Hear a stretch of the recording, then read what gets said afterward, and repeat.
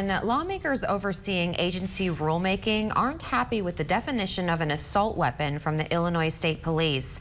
During a meeting today of the Joint Committee on Administrative Rules in Chicago, members say ISP's definitions of assault weapon and assault weapon attachment are too vague.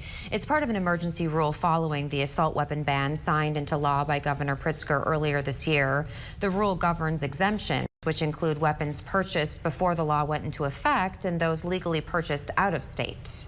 Lots of continued discussion on this topic and an ability to provide further clarification to questions, whether they're specific firearm attachment, magazine questions, issues about private security contractors, questions about transfers in the return of firearms, will all be subject to additional conversation.